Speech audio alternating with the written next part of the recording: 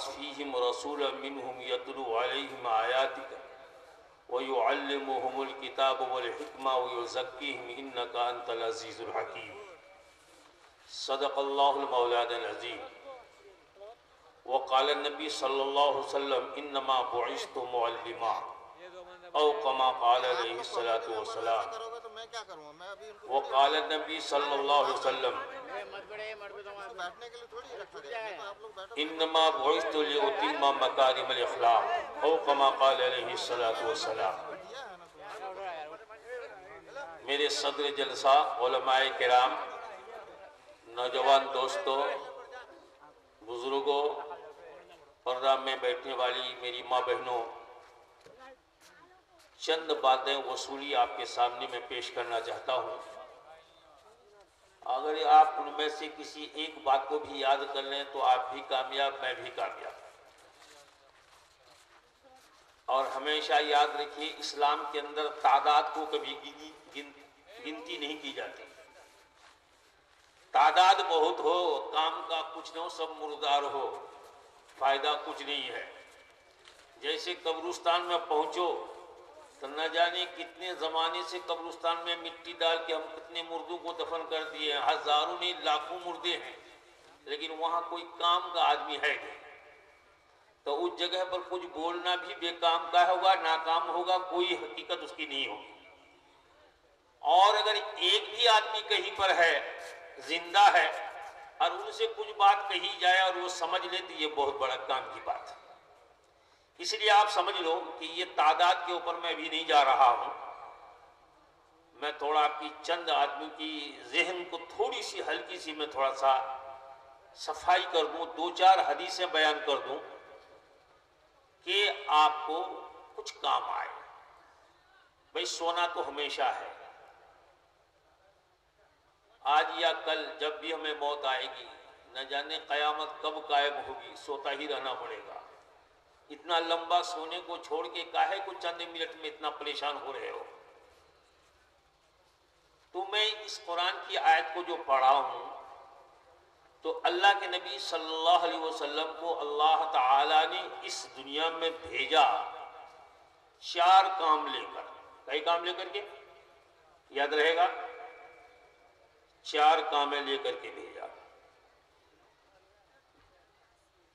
वो चार काम नबी की इस आयत में अल्लाह ने जिक्र फरमाया। उसी चार के ऊपर पूरी दुनिया कायम है। वो चार कायम अगर आपने चारों काम को याद कर लिया तो अल्हम्दुलिल्लाह आप भी कामयाब, मैं भी कामयाब, सारी दुनिया कामयाब। दोस्तों, आज हिंदुस्तान ही नहीं, दुनिया बहुत नाजुक तरीन दौर से गुजर रहा है ना। खुसूसन हमारा इंडिया एक बहुत भयानक नाजुक तरीन हालात से गुजर रहा है और सब कोई हमारा दुश्मन है। इस कौमे मुस्लिम की सारी दुनिया दुश्मन, यहूदी हो, नसरानी हो, अहले हुनूद हो, मुल्हिद हो, मुशरिक हो, काफिर हो, सब कोई हमारा मुखालिफ। न जाने कब क्या होगा, कहा नहीं जा सकता। आज 6 दिसंबर है। आज भी आपको मालूम होगा कि क्या क्या हालात आज भी बने हैं, कैसे कैसे हालात बिगाड़ने की कोशिश लोगों ने करना शुरू किया है, कैसे कैसे हालात पैदा करने की कोशिशें कर रहा है।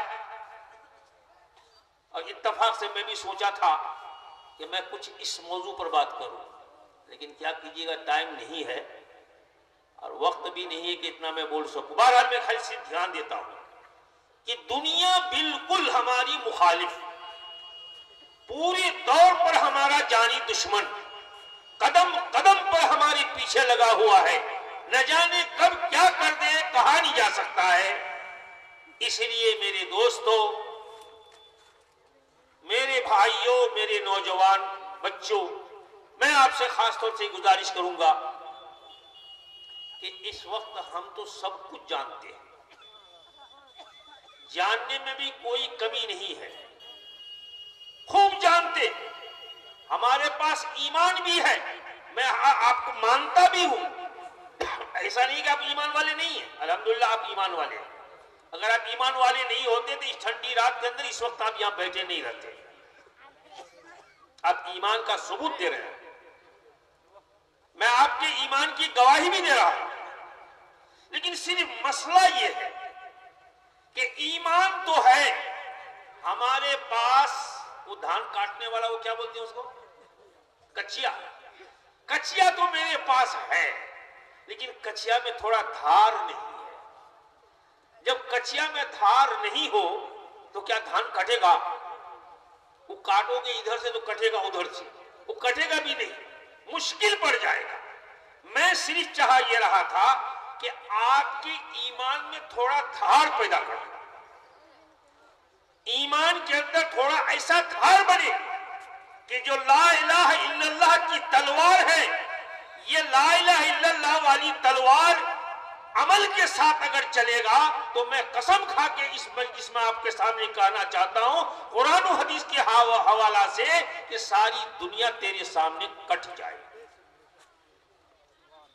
कोई बच नहीं सकेगा। ईमान में अल्लाह ने वो ताकत अता फरमाया। एक वाकया है कि हजरत उबैदुल्लाह इब्न जर्राह रजी अल्लाह ताला अन्हु, ये एक जर्नल है, फौज के कमांडर चीफ है। मेरे प्यारे हबीब ने आपको भेजा मुल्क शाम के अंदर लड़ने के लिए, ईसाइयों से आप उन्हीं की कमांडरी कर रहे थे।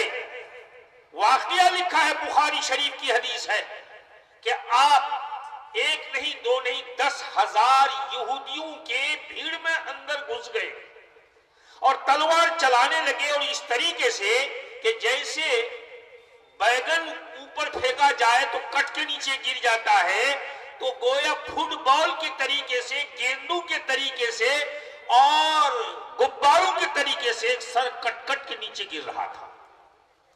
तकरीबन एक नहीं दो नहीं 7,000 को कत्ल किया।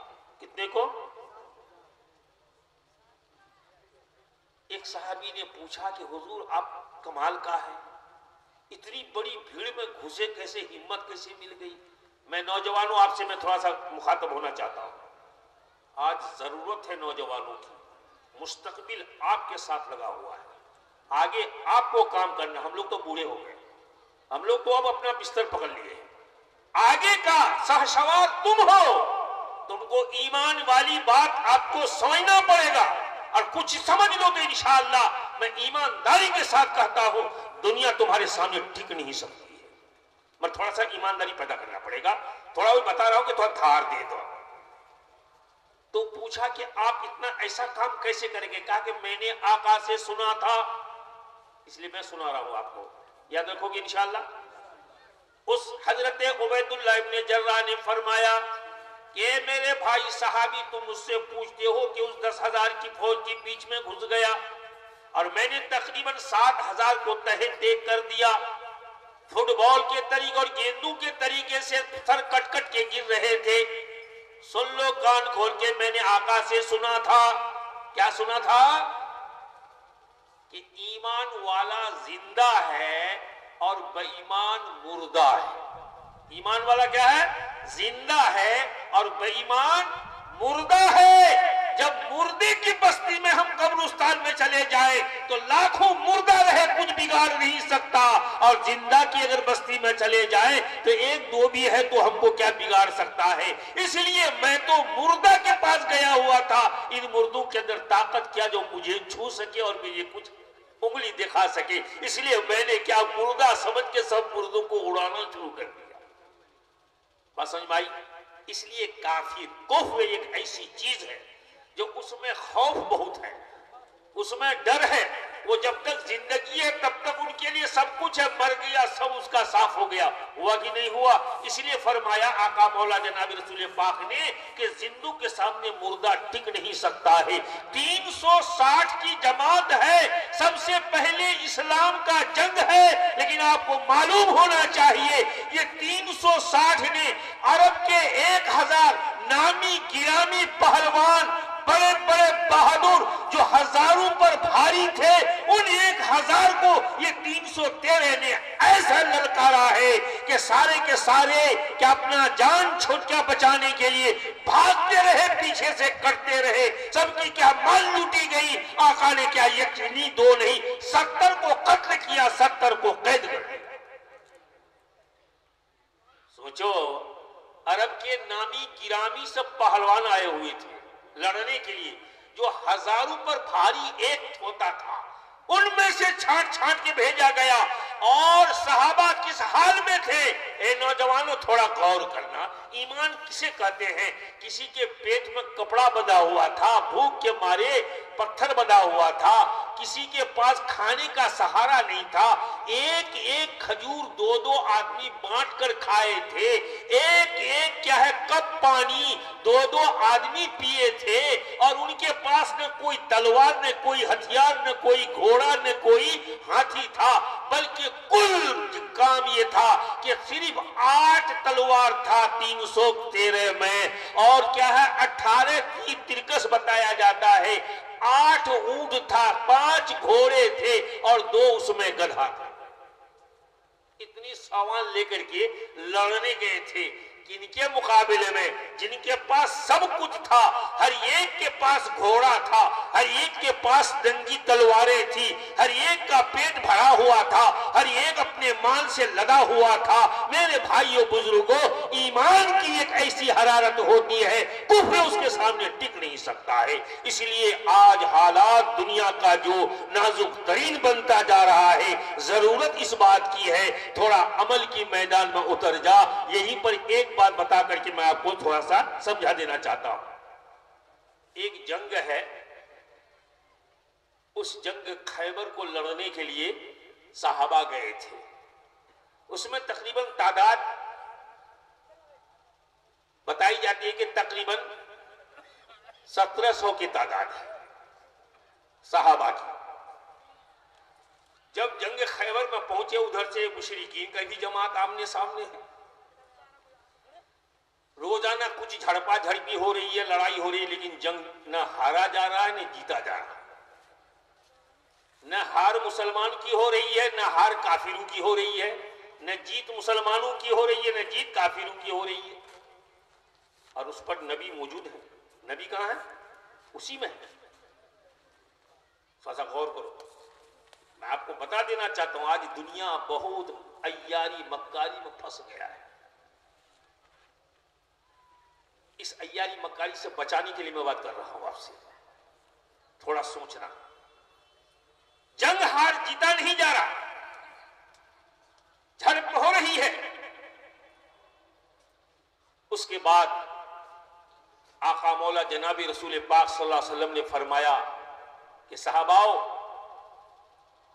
हम तो हर सुन्नतों को अदा कर रहे हैं, हर अमल को अंजाम दे रहे हैं, नमाज पढ़ रहे हैं, जिक्र कर रहे हैं, तिलावत कुरान भी कर रहे हैं, और इफ़हाम व तफ़हीम यानी एक दूसरे को दावत भी दे रहे हैं, सब हो रहा है। लेकिन एक सुन्नत छूट रही है। आज उस सुन्नत को सुबह को सब कोई अदा करो। वो क्या सुन्नत थी? सुन्नत मिसवाक की थी कि ये सुन्नत छूट रही है, थोड़ा आज सुबह सब कोई मिसवाक करना है। सारे सहाबा मिसवाक करने लगे। कसम खुदा की मेरे भाइयों, इस मिसवाक की करते हुए इन कुफारों ने जो पता लगाया कि आज वो लोग दांत पजा रहे हैं, आज जिंदा चबा डालेगा, भागो यहां से। सारे मैदान छोड़ के भाग गए। सिर्फ एक सुन्नत के जिंदा करने पर पूरी पूरी फौज भाग रही है। आज मेरे भाइयों, मेरे घरों में, हमारी बहू बेटियों में, हमारे बेटों में, हमारे मोहल्ले में, हमारी समाज में, हमारी क्या है गांव में कितनी सुन्नतें छूट रही हैं। अब बोलो हम भीख मांगे खुदा से मदद की, मिलेगा? नहीं मिलेगा। पहले अपनी अमल को दुरुस्त करो, अपनी अमल की धार को तेज करो, और आज तुम तेज कर लो, कल तुम देख लो तेरे साथ क्या हाल होता है। मैं एक वाकया बता रहा हूं। सद्दाम हुसैन कहां का था? इराक का। जी, बहुत बड़ा जीदारी दिखाया। सद्दाम जो किस कौम का था आपको बता दे रहा हूं। ये इराक पहले का वाकया बता रहा हूं, पूरा का पूरा मुसलमान कंट्री था वो, बाद में जाकर के फिर तब्दील हुआ। अब तो क्या हो गया है, अमेरिका का उसमें कब्जा भी है थोड़ा, आज ज्यादा उन्हीं का है।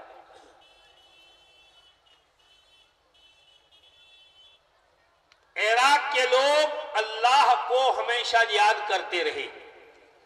इराक वो जगह है जहां पर हजरत जुनैद बगदादी का भी मजार है, हजरत हसन का भी मजार है, हमारे इमाम हजरत इमाम अबू हनीफा का भी मजार वही है। आई समझ में?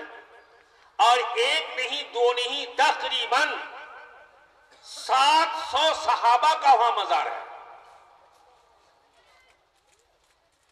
हजरत अली का नजफ में है, हजरत इमाम हनीफा का कूफा में है।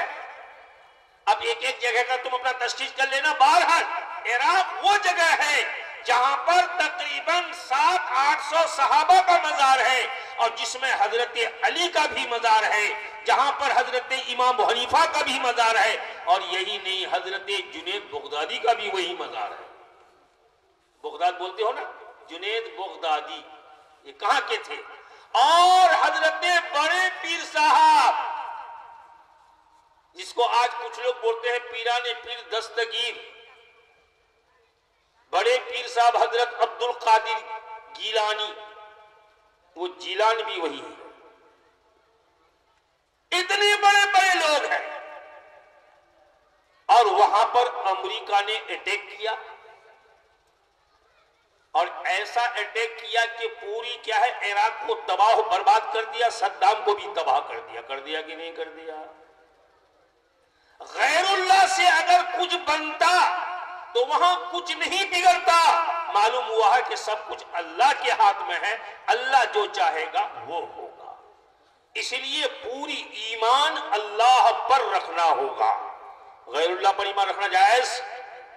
आज यहीं पर कौम फंसी है, ये भी है और वो भी कुछ कुछ है। वो कुछ कुछ का मसला सब कुछ साफ कर देता है। सब कुछ अल्लाह के हाथ में है, अल्लाह जो चाहेगा वो आएगा। अब उसका वाकया मैं सुना रहा हूं। कौम तातारी एक बहुत बड़ी क्या है, फसादी कौम है, बहुत जालिम और जाबिर कौम। इस कौम तातारी ने इराक पर अटैक किया था। सारे इराक को, भाई अब 10 मिनट बैठ जाओ, रुक जाओ, मैं दुआ कर लेता हूं, मैं ज्यादा देर नहीं बैठूंगा। मैं 2-3 वाकया सुना करके मैं दिखा रहा हूं कि तातारी कौम ने अटैक किया इराक पर, अब पूरे के पूरे इराक में अपनी हुकूमत कायम किया, सारी इराक के सारे लोगों को तहरीक कर दिया, ज़बह कर दिया। इतना रोब दबदबा उनका था तातारी का कि कोई आदमी मर्द रास्ता पकड़ के गुजरता था, और तातारी कौम की औरत अगर सर में गोबर का टोकरी लेकर के रास्ते से जा रही है, उठता है। वो 4 में से 2 काफिर 2 मुस्लिम, 2 काफिर 2 मुस्लिम। काफिर कौन कौन है? एक का नाम है बुख्ते नस्सर, दूसरा का नाम है शद्दाद, पूरी दुनिया पर हुकूमत की। और मुसलमान में दो बादशाह पूरी दुनिया पर हुकूमत की। कौन? एक हजरत सुलेमान अलैहिस्सलाम और दूसरा सिकंदर जुल्करनैन, पूरी दुनिया पर हुकूमत की। मैं सिर्फ हजरत सुलेमान अलैहिस्सलाम का वाकया सुना रहा। एक वाकया, अल्लाह जो चाहेगा वही होगा, बगैर अल्लाह के कुछ नहीं होगा इंशाअल्लाह। ये मैं कुरान के मुताबिक और कुरान के तफसीर के मुताबिक सुनाता हूं, जिसको साहिबे रूहुल बयान ने बयान किया। इस बात को जगह देना थोड़ा सा। अल्लाह जो चाहेगा जब चाहेगा तुमको क्या करेगा?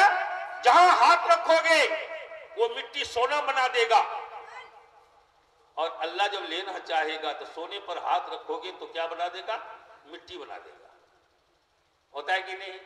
बहुत कमाता हूं मौली साहब, लेकिन बरकतें नहीं, ये सब मिट्टी बन रहा है। कम कमाओ, बहुत क्या है फायदा हो जाए, ये कहा बरकत उसे कहते हैं। बरकत का नाम भी समझा दूंगा, बरकत किसे कहते हैं। बरकत ये है 10,000 कमाया, घर में आए बीवी को कैंसर हो गया, लगा पूरा 10 के 20 निकल गया। 20,000 कमाए, बेटा का टांग टूट गया, इलाज करने में क्या 15,000 चला गया, बेबरकती हुई। कमा के लाया, घर में आग लग गई, घर जल गया, घर बनाने में पूरा 1 लाख साल, सब बेबरकती है।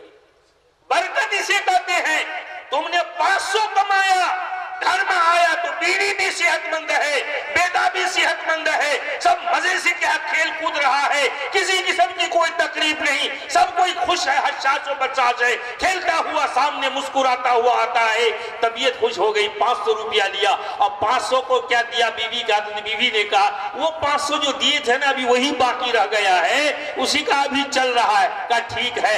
इस बीच में क्या क्या फिर कमाने गया, फिर 500 कमाया, बरकती बरकत हो रहा। कम आया बरकत है, ज्यादा आया बेबरकती है, सारी तबाही मच रहा है। हो रहा कि नहीं हो रहा है? आप लोग बरकत समझ नहीं पाते हो। बरकत नाम इसका है कि जो माल जिस तरह आए वो उसी तरीके से खर्च हो जाए तो ये माल बरकत की है। और जो माल को कमाया जाए लेकिन वो गलत लाइन पर लग जाए, गलत जगह पर चला जाए, ये माल में बेबरकती है, उस माल का जवाब देना पड़ेगा।